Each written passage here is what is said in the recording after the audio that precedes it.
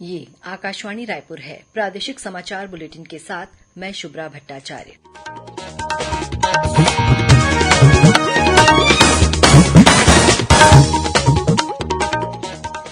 और अब पेश आज के मुख्य समाचार।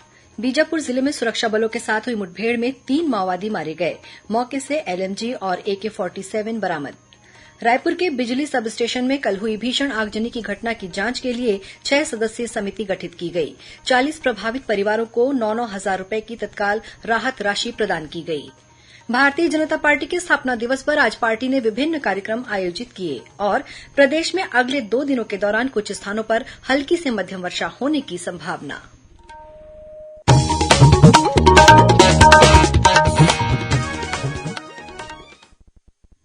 अब समाचार विस्तार से। बीजापुर जिले में आज सुरक्षा बलों के साथ हुई मुठभेड़ में 3 माओवादी मारे गए हैं। इनमें से एक माओवादी पर 25 लाख रुपए का इनाम घोषित था। सागर नाम का ये माओवादी प्लाटून नंबर 2 का कमांडर बताया जाता है। मिली जानकारी के अनुसार आज सुबह उसूर थाना क्षेत्र से सुरक्षा बलों के जवान सर्चिंग पर निकले थे। इस दौरान तेलंगाना छत्तीसगढ़ सीमा पर डोली गुट्टा के जंगलों में सुरक्षा बलों और माओवादियों के बीच मुठभेड़ हुई, जिसमें 3 माओवादी मारे गए। मौके से माओवादियों के शव के अलावा एक लाइट मशीन गन, एक AK-47 सहित कई हथियार और गोला बारूद बरामद किए गए हैं। राजधानी रायपुर के रामनगर स्थित बिजली सब स्टेशन में कल हुई भीषण आगजनी की घटना की जांच के लिए आज Chhattisgarh state power distribution company ने 6 सदस्यीय समिति का गठन कर दिया है। यह समिति आग लगने के कारणों के अलावा इस दुर्घटना के लिए जिम्मेदार लोगों के बारे में जांच करेगी। इस बीच मुख्यमंत्री के सचिव P. दयानंद, राज्य के पुलिस महानिदेशक अशोक जुनेजा, रायपुर कलेक्टर डॉ गौरव सिंह, जिले के वरिष्ठ पुलिस अधीक्षक संतोष सिंह तथा पुलिस प्रशासन के अन्य अधिकारियों ने आज भी घटनास्थल का दौरा कर राहत कार्यों का जायजा लिया और आवश्यक दिशा निर्देश दिए।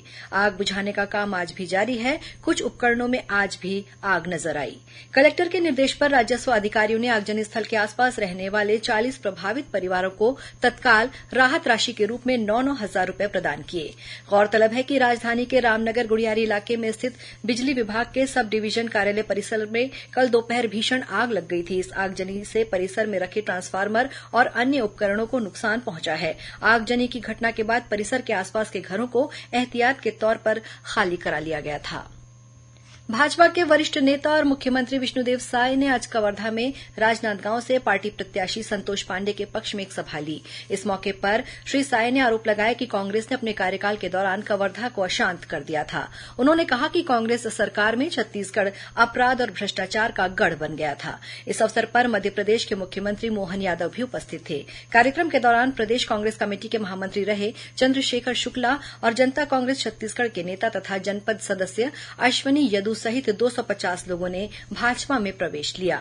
वहीं जांजगीर चांपा जिले के अकलतरा में भारतीय जनता पार्टी द्वारा आयोजित एक कार्यक्रम में 100 से ज्यादा लोग भाजपा में शामिल हुए। इस अवसर पर आरंग विधायक खुशवंत साहिब, जांजगीर लोकसभा सीट से भाजपा प्रत्याशी कमलेश जांगड़े और पार्टी के जिला अध्यक्ष गुलाब सिंह चंदेल मौजूद थे। वहीं इसी जिले के बलौदा में आयोजित भाजपा के विधानसभा स्तरीय सम्मेलन में 200 से ज्यादा लोग पार्टी में शामिल हुए। इस अवसर पर आरंग विधायक खुशवंत साहिब और धरसींवा विधायक अनुज शर्मा मौजूद थे। भारतीय जनता पार्टी के स्थापना दिवस के अवसर पर आज रायपुर के एकात्म परिसर स्थित भाजपा जिला कार्यालय में आयोजित कार्यक्रम में भाजपा के राष्ट्रीय सह संगठन महामंत्री शिव प्रकाश, प्रदेश अध्यक्ष किरण सिंहदेव, प्रदेश संगठन महामंत्री पवन साय सहित वरिष्ठ कार्यकर्ता शामिल हुए। इस मौके पर प्रदेश अध्यक्ष श्री देव ने ध्वजारोहण किया। कार्यक्रम को संबोधित करते हुए पार्टी के राष्ट्रीय सह संगठन महामंत्री शिव प्रकाश ने कहा कि आज से 44 वर्ष पूर्व भारत में राष्ट्रवाद की भावना से ओतप्रोत एक नए राजनीतिक दल का उदय हुआ था। उन्होंने कहा कि भाजपा भारत को समृद्ध, सुदृढ़ और शक्तिशाली राष्ट्र के रूप में विश्व पटल पर स्थापित करने के लिए संकल्पित है। भाजपा स्थापना दिवस पर मुख्यमंत्री विष्णुदेव साय ने पार्टी के सभी कार्यकर्ताओं को बधाई और शुभकामनाएं दी हैं। उन्होंने कहा कि प्रधानमंत्री नरेंद्र मोदी के नेतृत्व में भारत आज पुनः विश्व गुरु बनने की ओर अग्रसर है। प्रदेश कांग्रेस कमेटी ने राज्य के गृह मंत्री विजय शर्मा के खिलाफ आदर्श आचार संहिता उल्लंघन की शिकायत मुख्य निर्वाचन पदाधिकारी से की है। प्रदेश कांग्रेस अध्यक्ष दीपक बैज के नेतृत्व में कांग्रेस के एक प्रतिनिधिमंडल ने आज मुख्य निर्वाचन पदाधिकारी कार्यालय पहुंचकर एक ज्ञापन सौंपा। इसमें कहा गया है कि गृह मंत्री श्री शर्मा के नेतृत्व में कार्यकर्ताओं ने नेता प्रतिपक्ष डॉ चरणदास महंत के बंगले के बाहर प्रदर्शन किया, जो कि आदर्श आचार संहिता का उल्लंघन है। कांग्रेस ने एक अन्य शिकायत में भारतीय जनता पार्टी की छत्तीसगढ़ इकाई द्वारा अपने चुनाव प्रचार में में सोशल मीडिया पर धार्मिक प्रतीकों का उपयोग करने का भी आरोप लगाया है। पार्टी ने मुख्य निर्वाचन पदाधिकारी से इस पर त्वरित कार्रवाई करने की मांग की है। राजनांदगांव में प्रधानमंत्री नरेंद्र मोदी के खिलाफ विवादित बयान देने पर छत्तीसगढ़ विधानसभा में नेता प्रतिपक्ष डॉक्टर चरणदास महंत के खिलाफ पुलिस ने एफआईआर दर्ज कर ली है। उन पर भारतीय दंड विधान की धारा 506 के तहत अपराध दर्ज किया गया है। चुनाव आयोग के निर्देश के बाद तहसीलदार मनीष वर्मा की शिकायत पर यह कार्रवाई की गई है।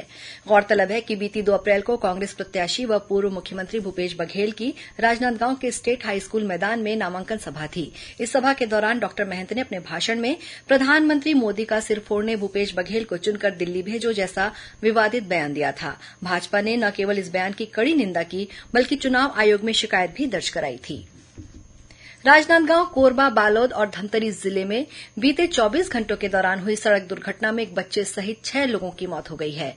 मिली जानकारी के अनुसार पारिवारिक कार्यक्रम में शामिल होने अमरावती से कार में सवार होकर भिलाई आ रहा परिवार राजनांदगांव के समीप ग्राम चिरचारी में हादसे का शिकार हो गया। इस घटना में कार चालक और एक महिला की मौत हो गई जबकि 3 अन्य घायल हो गए। उधर कोरबा जिले के पाली थाना क्षेत्र में रंगोले चौक के पास यात्री बस की ठोकर से मोटरसाइकिल सवार 2 लोगों की मौके पर ही मौत हो गई।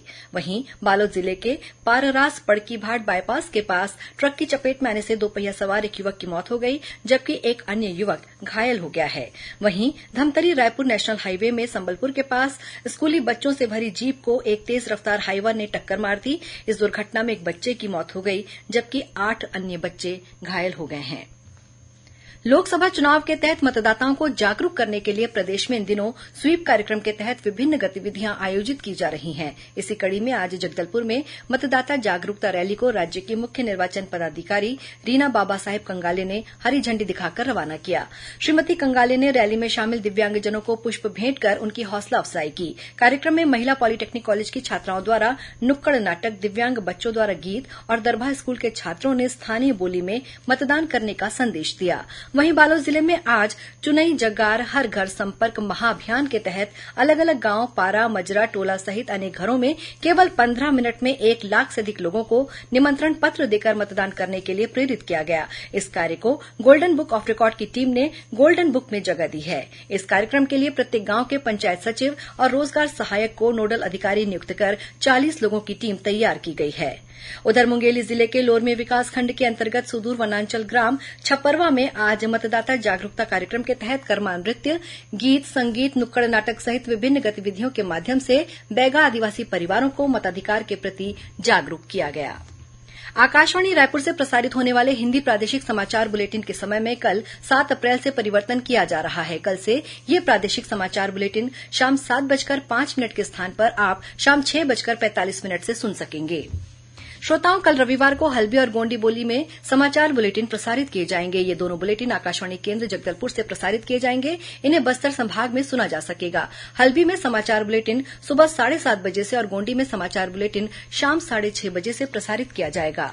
प्रादेशिक समाचार एकांश आकाशवाणी रायपुर द्वारा प्रस्तुत कार्यक्रम जिले की चिट्ठी का प्रसारण कल शाम 6:05 से 6:10 तक किया जाएगा। इस कार्यक्रम को छत्तीसगढ़ स्थित आकाशवाणी के सभी केंद्र रिले करेंगे।